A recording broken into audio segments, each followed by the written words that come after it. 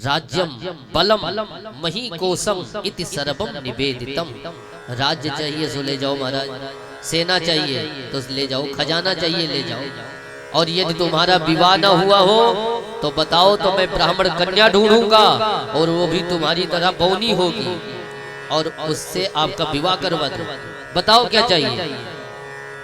भगवान ने पहले थोड़ी बलि की प्रशंसा के पुल बांधे, कहा वाह बलि, जैसा तुम्हारे बारे में हमने सुना है उससे बढ़ के देख रहा हूँ। क्या महाराज?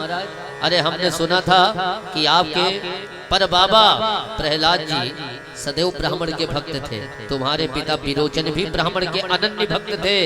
हे बलि, उस कुल खानदान में तुमने कोई कसर नहीं छोड़ी, तुम्हारा तो पूरा खानदान ब्राह्मणों की सेवा में लगा रहा। बलि ने कहा महाराज जो कुछ है सब आपके चरणों का आशीर्वाद है, बताओ क्या चाहिए। भगवान बोले देखो बलि, यदि तुझ जैसा कोई दानी नहीं तो मुझ जैसा कोई संतोषी ब्राह्मण भी नहीं, अपने राम को कुछ नहीं चाहिए। बलि ने कहा नहीं महाराज, कुछ मांगो, हमारी प्रसन्नता के लिए ही मांगो, लेकिन कुछ मांगो जरूर। जब बार बार कहने लगा कि कुछ मांगो, धन ले लो, तो भगवान बोले कि देखो भैया बलि, जिस धन की तू बात कर रहा है कि धन ले लो, जब व्यक्ति के पास धन आते हैं तो 15 दोष आ जाते हैं। जैसे व्यक्ति के पास धन आता है सो उसके पास 15 दोष आ जाते हैं। कौन कौन? तो एकादश स्कंद में भिक्षु ब्राह्मण ने इसका वर्णन किया। कौन कौन दोष है?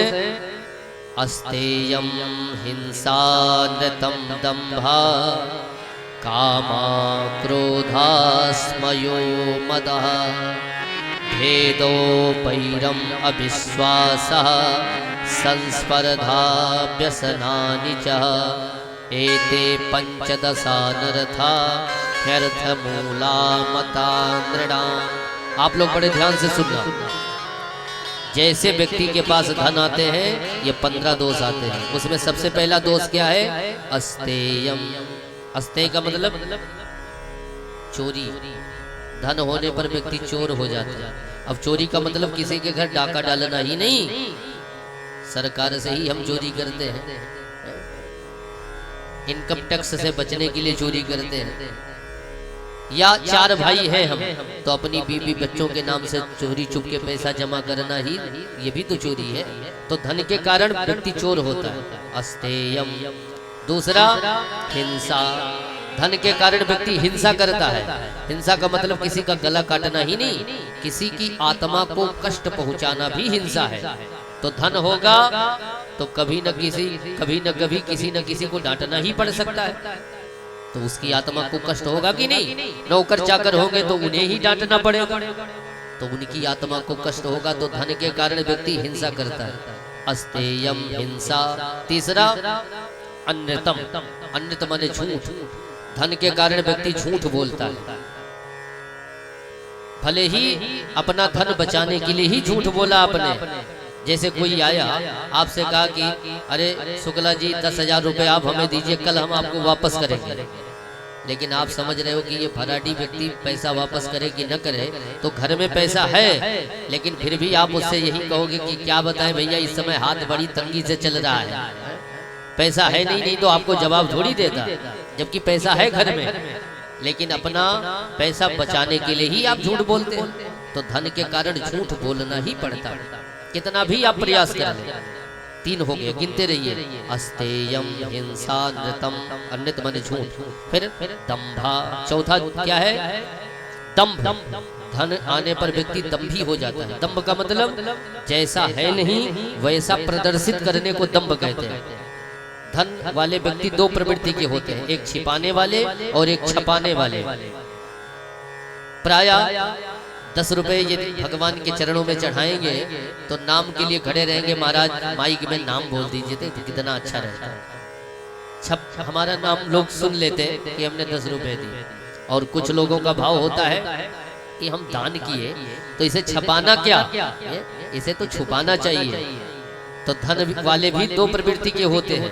जिनके पास कुछ नहीं है जब बड़बड़ाने लगेगा, ओ 10 लाख का चेक हमारा वहाँ बजा हुआ है, 20 लाख अभी हमारा वहाँ से आना बाकी है, इतना पैसा वहाँ से हमारा बाकी है, है कुछ नहीं, इसी को दंभ कहते हैं। है कुछ नहीं, शाब्दिक भाषा में आप समझ लीजिए डींग हाँकना, डींग हाँकने को दंभ कहते हैं। तो धन होने पर व्यक्ति दंभी हो जाता है। अस्तेयम हिंसा नृतम दंभा, फिर काम, कामनाएं खूब बढ़ती चली जाती है।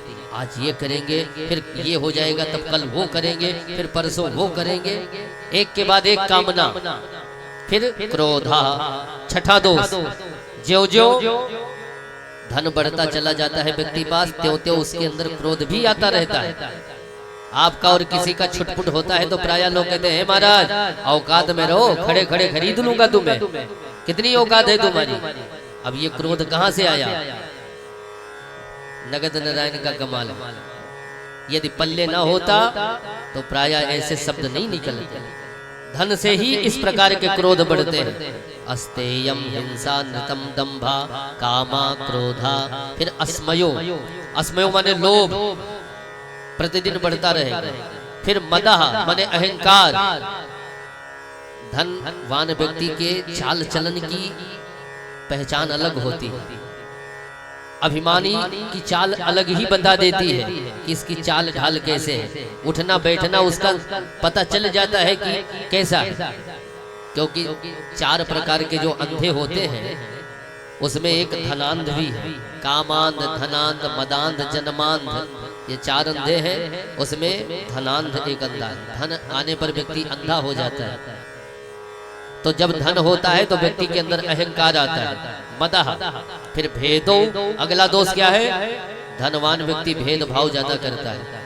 वीआईपी लोग आते हैं तो वीआईपी व्यवस्था, साधारण लोग आते हैं तो साधारण व्यवस्था। फिर बैरम, जो जो आप धनवान होते चले ही जाएंगे त्यों त्यों आपके दुश्मन बढ़ते चले जाएंगे। किसी को दिया सो परेशान, नहीं दिया तो वो आपसे दुश्मनी साध करके बैठ जाते हैं। जितने आप बड़े होते चले जाएंगे उतनी आपकी सुरक्षा की आवश्यकता होती चली जाएगी। मोदी को देखो कितने Z+ सुरक्षा में चल रहे हैं। तो बैरम। फिर अविश्वास, अगला दोष क्या है? ज्यों ज्यों आपके पास धन बढ़ेगा त्यों त्यों आप किसी के ऊपर जल्दी विश्वास नहीं करोगे।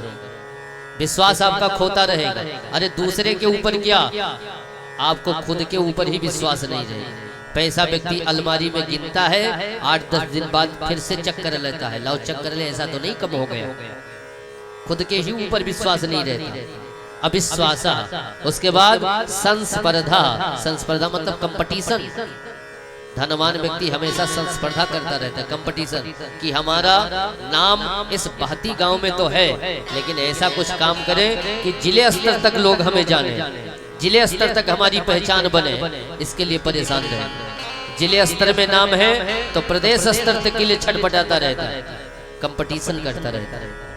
ये हुआ 12 संस्पर्धा। अब अंतिम में कहा व्यसनानि चाह, तो व्यसन एक वचन है और व्यसनानि बहुवचन है। तो 3 प्रकार के व्यसन होते हैं प्राय। कौन कौन? वैश्यावृत्ति, नशा और जुआ। वैश्यावृत्ति का मतलब सब समझ ही रहे हैं कि भाई साहब और तो कुछ नहीं, तो मोबाइल से ही चिपके हैं, ये भी उसकी श्रेणी में आता है। और नशा में आस की पुकार से लेके मदिरा इंजेक्शन टेबलेट तक ये नशा की श्रेणी में आते हैं। और जुआ, जुआ का मतलब केवल ताश खेलना ही नहीं, शेयर मार्केटिंग करते हैं, सट्टा लगाते हैं, ये भी तो नशा है। तो 12 और 3 15 एते पंचदशा नरथा हेल्थ मूला मता नृणाम। जैसे व्यक्ति के पास धन आते हैं ये 15 दोष आ जाते हैं। इसीलिए एक बार भरत जी से पूछा गया कि भरत जी यदि तुझे त्यागना हो तो तुम सबसे पहले क्या त्यागोगे? तो भरत जी ने कहा था यदि त्यागना होगा तो अर्थ न धर्म न काम रति गति न चहो निर्वाण जन्म जन्म रति राम पद यह वरदान।